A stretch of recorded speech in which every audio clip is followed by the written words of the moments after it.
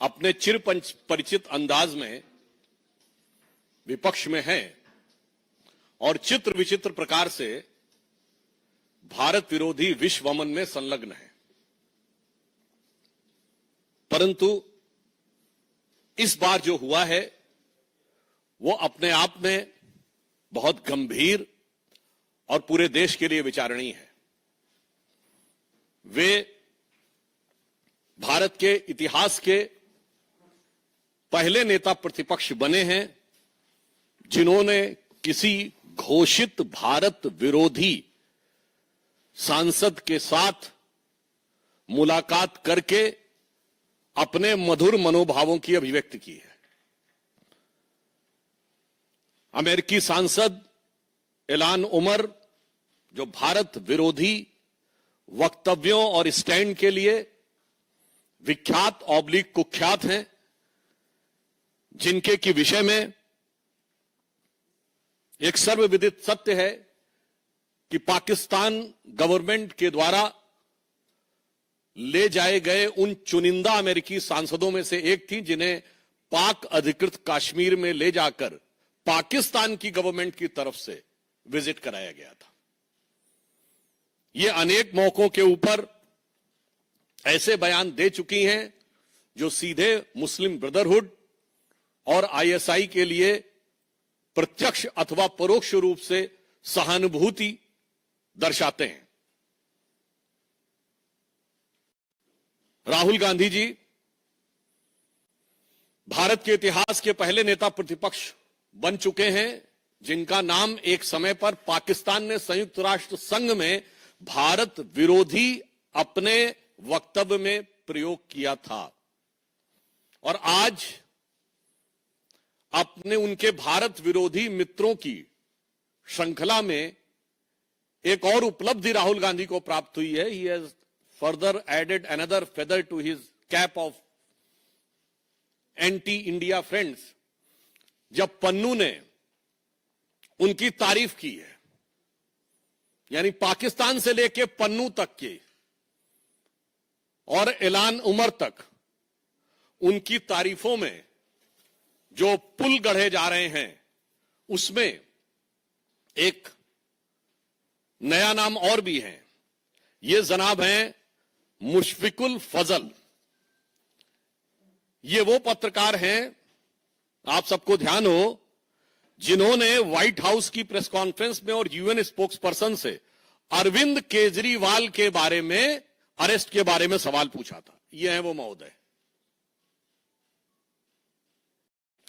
अब आइए साहब, और ये महोदय जो हैं, देखिए कितने मधुर भाव से सेल्फी ले रहे हैं राहुल गांधी जी के साथ।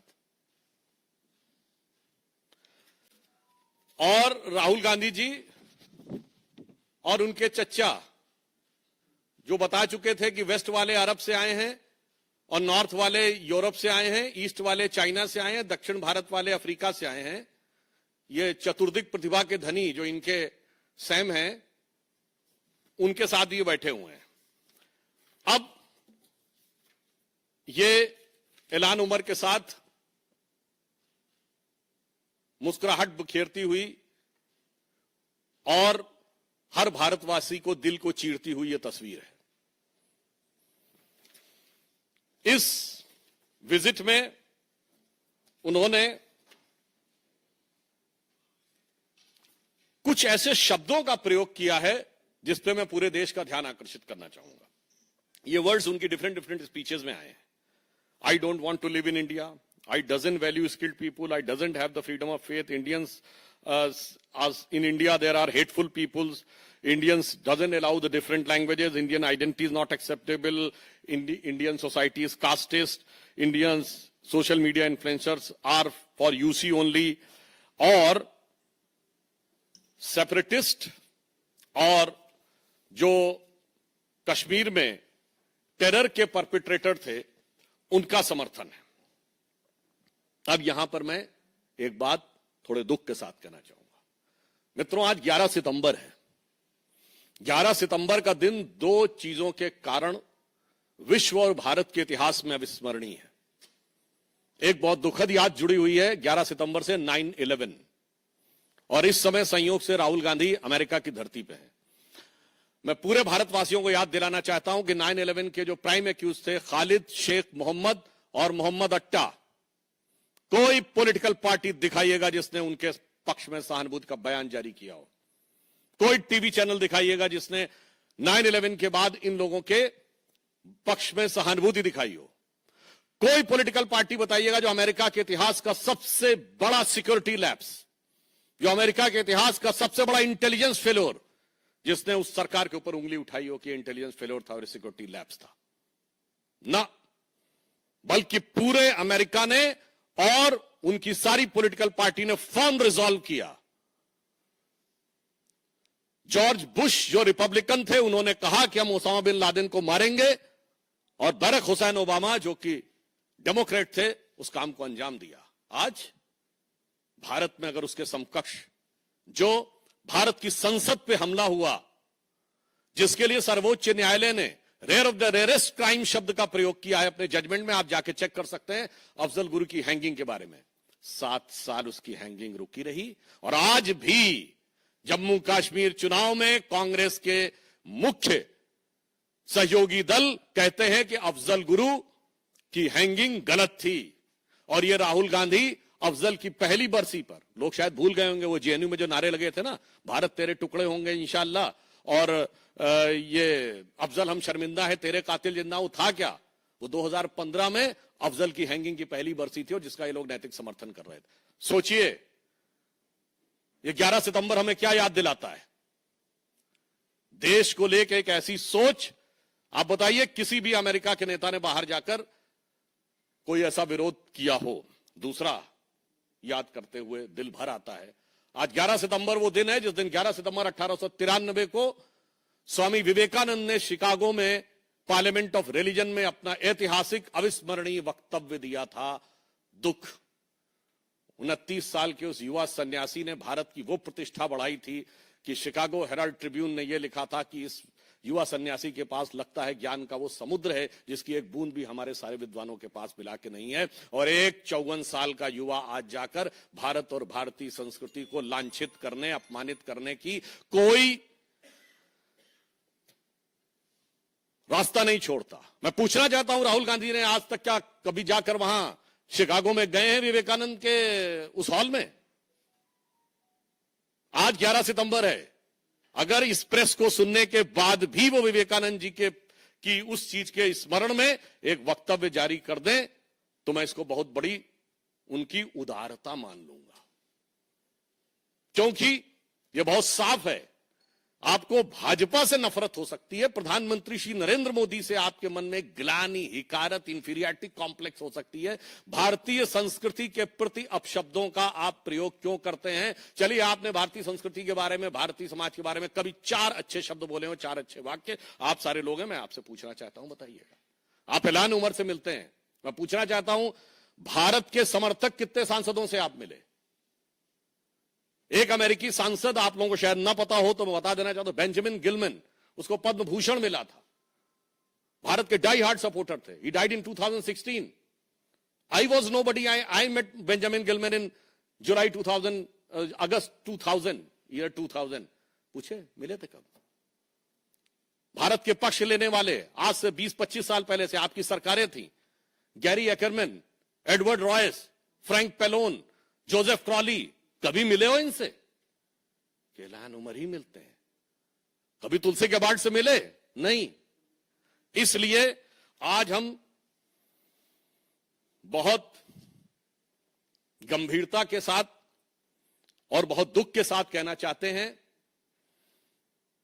कि जो बात सैम पित्रोदा जी ने कही है, पहले तो मैं एक चीज कोट भी कर देना चाहता हूं, क्योंकि आज उन्होंने, सैम पित्रोदा जी ने कहा ना कि राहुल गांधी जी अब वो बहुत समझदार हो गए हैं और बहुत वो, चूंकि वो इस समय अमेरिका की धरती पे हैं, तो पूर्व अमेरिकी राष्ट्रपति बराक ओबामा ने अपनी किताब द प्रॉमिस लैंड में 2010 में भारत आए थे और राहुल गांधी जी से मुलाकात के आधार पर राहुल गांधी जी के व्यक्तित्व पर एक टिप्पणी की थी, जो मैं कोट कर रहा हूं। Rahul Gandhi has a nervous uninformed quality about him, as if he were a student who has done the course work. He is eager to impress the teacher. but deep down lacked either the aptitude or the passion of the subject. The Promised Land, written by Barack Obama, page number 601. इसके लिए जानते क्या कहा जाता है? आप लोगों में से जिन लोगों ने इंग्लिश लिटरेचर पढ़ा होगा या यूरोपियन हिस्ट्री पढ़ी होगी तो उसमें एक फ्रेज है, एक किंग जेम्स फर्स्ट होता था जिसके सारे दरबारी उसको बहुत बुद्धिमान मानते थे और बाहर वाले समझते थे हमेशा कुछ ना कुछ जरूर करता है, तो इसको शब्दशः ना लिया जाए। एक कहावत थी, King James the First was the wisest fool in Christendom. So in my opinion the same thing applies to Rahul Gandhi for Congressdom. अब यहां मैं कहना चाहूंगा कि जो बात अंकल सैम ने कही है, मैं उनकी बात से सहमत हूं। जो उनको संज्ञा दी जाती थी अब वो नहीं है। अब वो बचकानी हरकतें नहीं कर रहे हैं, अब वो खतरनाक और शैतानी हरकतें कर रहे हैं। अब वो हर उस ताकत के साथ हैं जो भारत को कमजोर देखना चाहती है, भारत को झुका हुआ देखना चाहती है। और मैं कहना चाहूंगा, एक तरफ हमारे प्रधानमंत्री श्री नरेंद्र मोदी जी के नेतृत्व में भारत गर्व, विकास और सांस्कृतिक स्वाभिमान के साथ ऊपर उठ रहा है, दूसरी तरफ वो लोग हैं जो पूर्व में जाकर, मैं आप लोगों के विवेक पे छोड़ता हूं, वो कहते थे कि डिफेंडर्स ऑफ डेमोक्रेसी अमेरिका और इंग्लैंड चुप क्यों है।